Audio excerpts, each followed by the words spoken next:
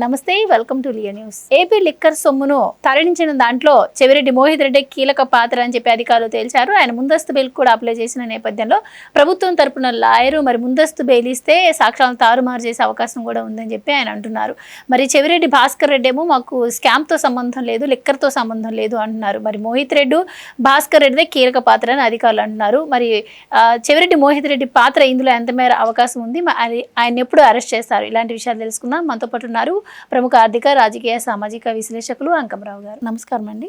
చెవిరెడ్డి భాస్కర్ రెడ్డి గారు liquor scam లో ఆరోపణలు ఎదుర్కొంటూ జైల్లో ఉన్నారు. కానీ ఆయన మీడియా ముందుకు వచ్చిన ప్రతిసారి తనకి ఎటువంటి సంబంధం లేదు, నేను వేద పాఠశాల నడుపుతాను, నా కుటుంబం చాలా పవిత్రంగా ఉంటుంది అని చెప్పి ఆయన మాట్లాడుతున్నారు. కానీ తవ్వే కొద్ది నిజాలు బయటకు వస్తున్నట్టు ఇప్పుడు ఆయన కొడుకు కూడా చాలా కీలక పాత్ర ఉంది దీంట్లో. తుడా చైర్మన్ గా ఉంటూ ఆయన వాహనాల్లో ఇలా ఈ మద్యం డబ్బును తాళించారు అంటున్నారు. ఏంటి మరి చెవిరెడ్డి మోహిత్ రెడ్డి పాత్ర దీంట్లో ఎంతవరకు ఉండే అవకాశం ఉంది? మరి ఆయన అరెస్ట్ కూడా ఉండబోతుందంటారా? నిస్సందేహంగా, అందుకనే ఆయన బెయిల్కి వెళ్ళాడు. ఇందులో మద్యం కుంభకోణంలో వచ్చిన డబ్బులకు సంబంధించి ఎక్కడ నుంచి ఎక్కడ చేరవేయాలనేది ఈ తుడా వాహనాలు కొన్ని ఉపయోగించిన మాట వాస్తవం. ఇప్పుడు అవి ఆధారాలతో సహా కూడా బయటకు వస్తున్నాయి, మనం చూస్తూనే ఉన్నాం.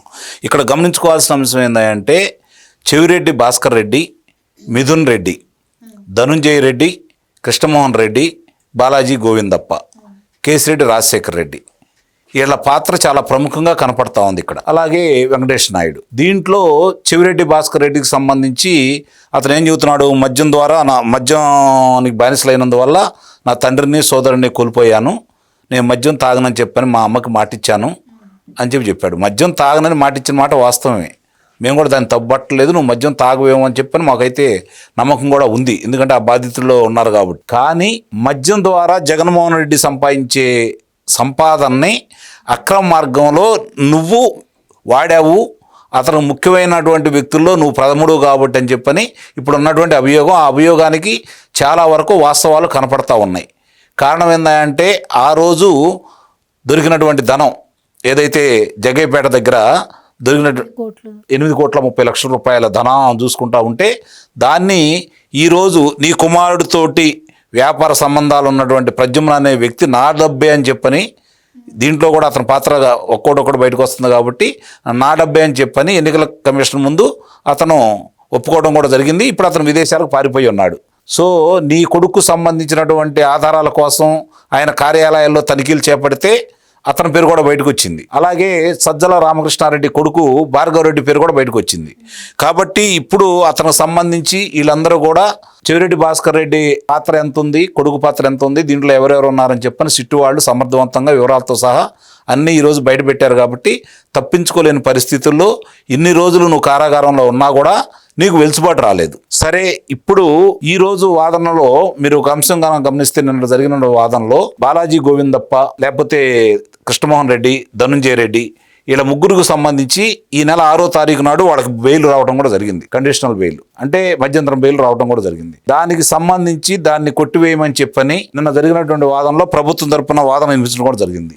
దీనికి సంబంధించి సుప్రీంకోర్టు ఇచ్చిన ఒక తీర్పు ప్రకారం ఇచ్చారని చెప్పి వాళ్ళు వాదించారు కదా. Ritu Chhabria versus union of India కేసులో సుప్రీం న్యాయస్థానం తీర్పు ఇచ్చింది గతంలో. ఇస్తే దాంట్లో మళ్ళీ సవరణ చేస్తూ మళ్ళీ అదే తీర్పును ఇచ్చి వాళ్ళని బెయిల్ రద్దు చేయడం కూడా జరిగింది. ఉదంతం కూడా నిన్న బయటపెట్టడం కూడా జరిగింది. అంటే సమయానికి వాళ్ళ మీద ఛార్జ్షీట్కి సంబంధించినటువంటి ఆధారాలు పొందుపరచనందువల్ల డిఫాల్ట్ బెయిల్ కింద వాళ్ళకి బెయిల్ రావడం కూడా జరిగింది. అది పొరపాటు కాబట్టి సరిచేయాల్సిన బాధ్యత గతంలో ఆ తీర్పు ప్రకారం ఇచ్చారు. కానీ ఆ తీర్పు తర్వాత కూడా వచ్చినటువంటి మళ్ళీ న్యాయమూర్తి ఇచ్చిన తీర్పును కూడా మీరు పరిగణలో తీసుకోవాలి. కాబట్టి వాళ్ళు బయటికి వెళ్ళి సాక్ష్యాధారాలు జరిపించే అవకాశం ఎక్కువగా ఉంది కాబట్టి వాళ్ళను కూడా అదుపులో తీసుకోండి అని చెప్పని ఈరోజు ప్రభుత్వం తరపున న్యాయవాదులు మాట్లాడటం కూడా జరిగింది. అంటే ఇప్పుడు మనం సమర్థవంతంగా వీళ్ళు వాదించడంతో పాటు సిట్టు వాళ్ళు చేసినటువంటి విచారణలో భాగంగా ఈరోజు ఇన్ని అంశాలు బయటకు వచ్చిన తర్వాత ఈడీ వాళ్ళు వచ్చారన్న విషయాన్ని కూడా మర్చిపోవద్దు. ఈడీ వాళ్ళు విచారణ జరుపుతూ ఉంటే వైఎస్ అనిల్ రెడ్డి పేరు ఈరోజు బయటకు వచ్చింది. చెన్నైలో కావచ్చు, హైదరాబాద్లో కావచ్చు, ఆయనకు సంబంధించినటువంటి 10 చోట్ల సోదాలు నిర్వహిస్తే చాలా ఆధారాలు ఈరోజు బయటకు వచ్చినాయి. దాని ప్రకారం చూసుకుంటా ఉంటే ఈడీ వాళ్ళు ఎప్పుడు ఎంటర్ అవుతారు? ఈడీ వాళ్ళకి పలానా వాళ్ళు కుంభకోణం చేశారని చెప్తే ఈడీ వాళ్ళు రారు.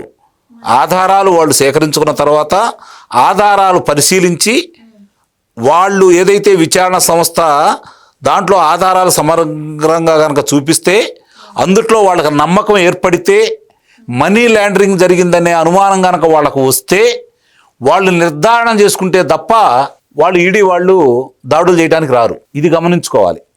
కాబట్టి ఇక్కడ స్పష్టంగా ఈడీ వాళ్ళకి ఇందుట్లో మనీ లాండరింగ్ జరిగింది అనే కోణం స్పష్టంగా వాళ్ళకి అర్థమైంది కాబట్టి ఈడీ వాళ్ళు వచ్చారు. రేపు పొద్దున తర్వాత ఏం జరిగిద్ది, ఇది ఎన్నాళ్ళు ప్రొలాంగ్ అయ్యిద్ది, లేకపోతే ఎన్ని రోజులు విచారణ జరిగిద్ది, వీళ్ళకి శిక్షలు ఎప్పుడు పడతాయి అని తీసి పక్కన పడేస్తే నిస్సందేహంగా ఈడీ దీంట్లో మనీ లాండరింగ్ జరిగిందనేది గుర్తించింది. దానికి సంబంధించిన వాళ్ళందరినీ వివరాలు ఈరోజు దాడులు చేయడం మొదలుపెట్టింది. రేపు ఆ దాడులు ఎవరి దాకా వెళ్తాయో మనం చూడాలి. కాబట్టి ఇక్కడ చెవిరెడ్డి మోహిత్ రెడ్డి తనకు సంబంధించినటువంటి ఉడా వైస్ చైర్మన్గా ఉండి ఆ వాహనాల ద్వారా ఈ ధనాన్ని తరలించాడని, హైదరాబాదులో తరలించవచ్చు, హైదరాబాద్ నుంచి చెన్నైకి కావచ్చు, లేకపోతే వివిధ ప్రదేశాలకు కావచ్చు, అతనే తరలించాడు. దానికి సహకరించింది కూడా చెవిరెడ్డి భాస్కర్ రెడ్డి అనుచరులు, అలాగే వెంకటేష్ నాయుడు అతని మిత్రుడు. అంటే అనుచరులు ఆల్రెడీ వాంగ్మూలం ఇచ్చారు, వాహనాల్లో తాళించాము చెవిరెడ్డి మోహిత్ రెడ్డి గారు చెప్తేనే అంటున్నారు. మరి ఇంకా ఎందుకు ఇప్పటి వరకు అరెస్ట్ జరగడంలో జాప్యం జరిగింది? నిన్నటిదాకా అతనికి న్యాయస్థానం వెలుసుబాటు ఇచ్చింది. ఇప్పుడు ఆ బెయిల్ మీద మళ్ళీ బెయిల్ కావాలని కోరుకుంటున్నాడు, అతని పేరు వస్తుందన్న ఉద్దేశంతో. ఎందుకంటే దాడులు జరిగినాయి కదా, ఈడీ దాడులు కావచ్చు, సిబిఐ సిట్టు వాళ్ళు ఈరోజు దాడి చేసిన విధానం కావచ్చు, ఇవన్నీ చూసుకున్న తర్వాత అతను ముందస్తు బెయిల్కి వెళ్ళాడు.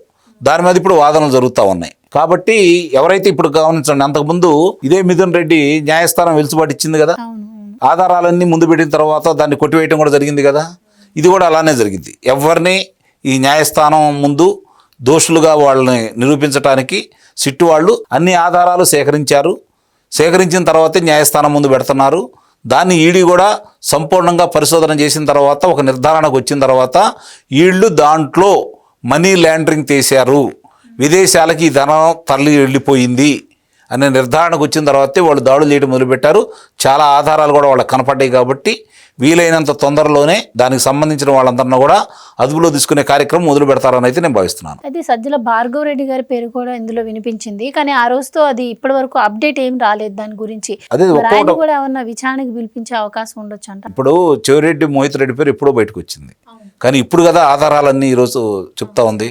ఒక్కొక్క అంశాన్ని అంటే ఒకళ్ళ అదుపులో తీసుకుంటే వాళ్ళకు తగ్గ ఆధారాలన్నీ కూడా మా దగ్గర ఉన్నాయని చెప్పని సిట్టు వాళ్ళు నిరూపిస్తున్నారు. కాబట్టి ప్రస్తుతం మోహిత్ రెడ్డి తర్వాత మీరు అన్నట్టు మిగిలిన వాళ్ళ పేర్లన్నీ కూడా వరుసనే బయటకు వస్తాయి. సజ్జల భార్గవ్ రెడ్డి కావచ్చు, లేకపోతే వైఎస్ అనిల్ రెడ్డి కావచ్చు, సునీల్ రెడ్డి కావచ్చు, వీళ్ళందరి పేర్లు కూడా వరుసనే ఒక్కొక్కటి బయటకు వచ్చేసి వాళ్ళందరికీ చట్టపరంగా న్యాయపరంగా వాళ్ళు చేసిన నేరాలన్నీ నిరూపించే ఆధారాలతోటి శిక్షలు పడతాయి అని అయితే నేను భావిస్తున్నాను. సార్, ప్రభుత్వ వాహనాల్లో ఇలా స్కామ్ ద్వారా సంపాదించిన డబ్బులను పంచడం ఎంతవరకు కరెక్ట్ అంటారు? అలాగే దీనిపైన ఈసీ కూడా యాక్షన్ తీసుకోవాల్సిన అవసరం లేదంటారా? ఇప్పుడు డబ్బు పెట్టి ఓట్లు కొనడం అంటే ఈసీ కూడా ఇన్వాల్వ్మెంట్ అవ్వాల్సిన అవసరం ఉందంటారా? వాళ్ళు తెలివిగా ఈసీని దీంట్లో ఇన్వాల్వ్ చేస్తున్నారు, మీరు గమనించుకోండి. ఎందుకంటే డబ్బు పంచారు అంటే ఎన్నికలు రద్దు చేసేది ఈసీ, వాళ్ళంత తెలివి తక్కువ వాళ్ళైతే ఏం కాదు. కాబట్టే అందుకనే ఆ అంశాన్ని ఎక్కువగా ప్రాధాన్యత ఇవ్వకుండా వీళ్ళు విదేశాలకు తరలించినటువంటి డబ్బులు దాని గురించి ఎక్కువ దృష్టి పెట్టారు. గతంలో చూసాం, ఎన్నికల్లో డబ్బులు పంచారు అని చెప్పి నిర్ధారణ అయితే ఆ ఎన్నికలను రద్దు చేసే కార్యక్రమం కూడా ఎన్నుకున్నారు. కాబట్టి వాళ్ళు తెలివిగా అలాంటి చేస్తున్నారు. వీళ్ళు ఆధారాలు సేకరించేసి దీంట్లో మద్యంలో వాళ్ళకి డబ్బులు అందిని ముడుపులు అందిని అనే దాని మీద తీసుకొస్తున్నారు. ఆ తర్వాత విదేశాలకు తరలించిన దాని మీద దృష్టి పెడతారు. Right sir, thank you sir. Please subscribe to Leo news for more videos.